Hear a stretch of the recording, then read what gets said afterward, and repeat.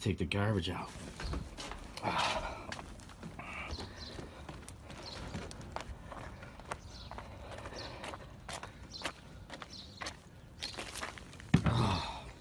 Oh man, what's that? Huh. All right, we're gonna see what we can do with this. Oh man. Wow. Hey guys, how you doing? So yeah, I found this cool device. I mean, who would have thunk, man? Wow. This is a nice little Wyse device. I mean, this is the Wyse the Z50D. I mean, what a device. I mean, it's got a nice DVI port, display port, a couple of USB, NIC, and if you want, you can even throw in a Wi-Fi card. It's a nice device. I want to be able to reuse it. I'm not a fan of the Wyse OS. I'm also not a fan of the management, so why not convert it to an IGEL device, right? So I'm going to do two things. One, I'm going to take the UD Pocket and I'm going to test it. So here's the UD Pocket, and I'm going to test it. I'll plug it in, boot it up, see if it works. And then the next thing I'll do is I'll convert it to a with the universal desktop converter tool, and I'll turn it into a thin client. So you know what? Let's try this out and be IT ballers together, and we'll convert this device to something more useful, something more secure, something more reliable.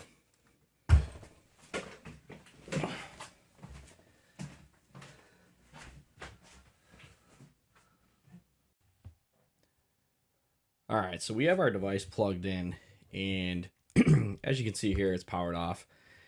And what I'm using a USB capture device to, transport the screen to my laptop. It's a device called Magwell. So I'm able to, capture the USB screen. Unfortunately, the audio didn't sync properly, so I have to do the recording after the fact. So, bear with me while I describe how we go through this process.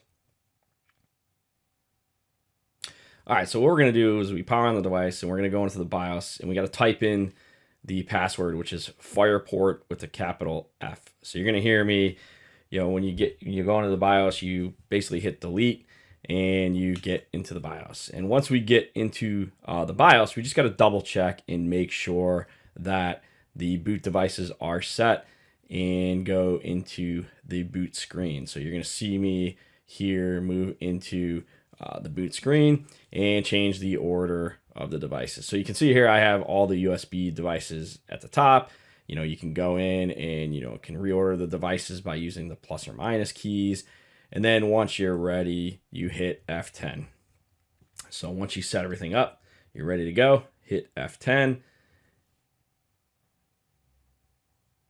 And then you'll see the screen pop up and you just say yes. And what this is going to do is reboot the device. So now what I need to do is plug in my USB key. So here I, had to go in and, get the USB key plugged in, and I power on the device. All right, so we're going to power on the device. And the first thing I'm doing is I have the UD Pocket plugged in. And this is, again, to test to ensure that, everything can boot off of the IGEL OS. So the UD Pocket is a great way to just make sure a device can be supported. So I'm booting here off the UD Pocket device, and you can see, the boot takes about no more than a minute, and in about a minute we'll be into the device, and we'll be able to see whether or not this Wyse device can support the IGEL OS. So you can see here the UD Pocket is booting. And again, I just have the UD Pocket plugged into the front of the USB ports.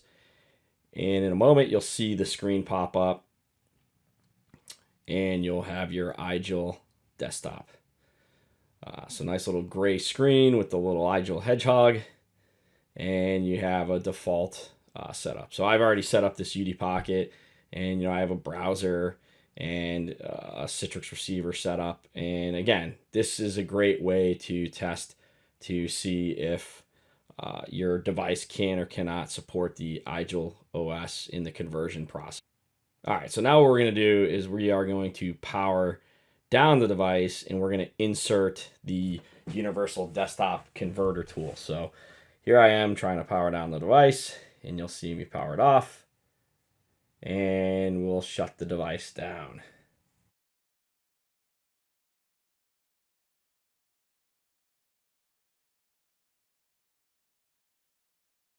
All right, so now what we're going to do is we plug in the USB key with the Universal Desktop Converter ISO that's built into it. And again, that process you build using the converter tool, and you can insert the bits onto a USB key and then boot from that USB key. So here I am plugging it in, and we will boot up off the USB key. So you'll see again the Dell screen, and then we should be booting off and you'll see the screen. So in this case, I'm going to choose verbose mode so that we can see what actually happens kind of behind the scenes. I kind of like that anyway, just in case anything does go wrong.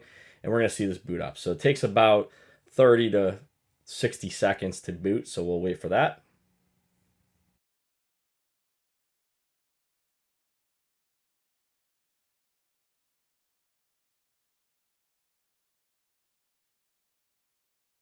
All right, so here we are. We are in the Universal Desktop Converter screen, and you're going to hit OK for English or whatever language you want to support, and it's going to bring up the wizard to support to install the UDC onto the Wyse Thin Client.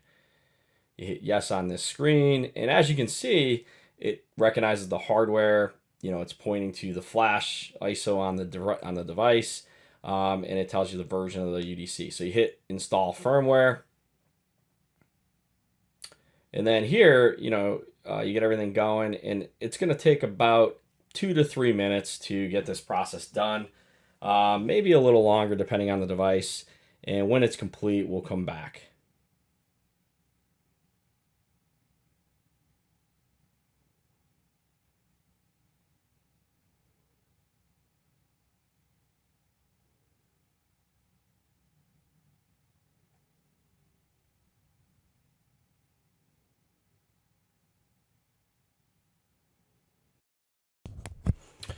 All right, so we're complete, and as you can see here, we're ready to go. Now, what you can do here is pull out the device and reboot. Now, bear in mind, you can use a USB stick to install this, or you can use the Universal Desktop Converter appliance, which does a Pixie boot and TFTP to install the OS image. So what we'll do here is we will reboot this device. And when we boot back up, it should now be an IGEL OS thin device.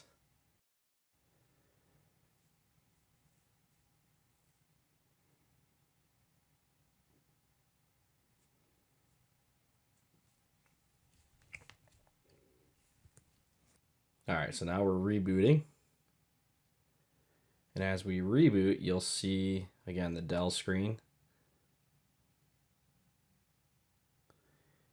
And you'll see it jump into the IGEL logo. And there you go. So you got the Universal Desktop logo, and you'll see it boot into the IGEL Universal Desktop. And as we boot up, you'll notice that the default image is set.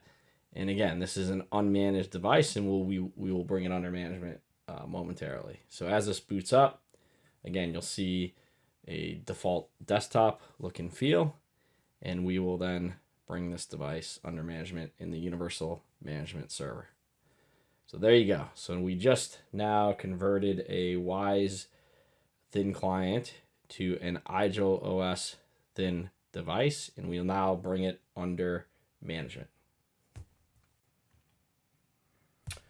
All right, so here we are. We got the Universal Management Suite up and running, and I need to now go in and scan for my devices. So I'm going to click on Scan for Thin Clients, and when I do that, this is going to bring up a dialog. I can now scan the local server. I can do an IP range, or I could do a list of IP addresses as well. So I click on Scan, and hopefully this is going to go out and find my device that I just brought onto the network, and it does. So there's my UDC device, and you can see that it found a license automatically. And then I need to tick off the box include and hit OK. And then once I do that, it's going to pull it into the management system. And I hit OK on this, and you're going to see it is ready to go. Now, next, what I need to do is take one of the profiles and drag it onto the device. And what this does is takes any settings that I set up, some like my Citrix receiver, the browser, things like that, and applies it to the device. And then I can say, when do I want it to take effect, now or during reboot? And then just for good measure, I go in and I just do a quick refresh of the license just to make sure the license did apply. And in a minute, I should see a dialog. So there's the dialog. And again, you can set this up to do it on reboot or on demand, and the user can click OK. And what this is going to do is it's going to download a profile to the device and apply that profile to the device. So what's great about this is now you can manage a bunch of devices all at once and give them unified experience across the enterprise. So for example, here you see I have the Citrix icon on the desktop with my apps, and then I also have a browser that points to the storefront. So this just creates a nice, clean, secured, reliable experience. All right, let's take a look at the final product. Now, you can access the device if you go into the console. So, for example, I'll bring the console here, do a full screen really quick, and you can go in and shadow this device. So you can do it right from the console. And as you can see, it's using typical UNC. I just have it set not to do a password, so I can do it right from the console, and it's nice. But here I am RDP'd and then doing a kind of a double hop into the session. So let's do something else. We can also, right directly from my desktop, I can VNC into the client. So let's connect in, and again, we can connect in, and I can go to full screen. And as you can see here, this is the device. I got the background, everything's set up. And again, this is set up through the profiles, and you can do everything from set up your Citrix receiver to set up the browser. And if you see here, I can set up my browser to log in. So for example, I can log in here to the Citrix storefront, and you can see, boom. Now what I could do is put this into what's called kiosk mode, and I could potentially lock this out. So for example, with this profile, I got it set where when I close the browser, it automatically kicks it back open and will take me back to that homepage. So I could almost turn this into a kiosk device if I really wanted to. So just a quick example on how this endpoint turned out and why you would want to use IGEL OS and convert your current devices into thin devices. All right, so what do? We just took this Wyse device and we converted it to an IGEL thin client. So, instead of taking an outdated device, or if you're torn and I really like IGEL, but I have a bunch of Wyse or HP devices, you can just convert them with the Universal Desktop Converter tool. So remember, I took this device and I first tested it with my UD Pocket, and I did that just to make sure that it would work. And then I used my USB key here to convert it. And again, you can use the Universal Desktop Conversion Appliance to use Pixie to convert a bunch of devices, or you can stick to the trusty USB method. Well, that's it. And if you like it, feel free to leave some comments, and I'll be doing more of these in the future.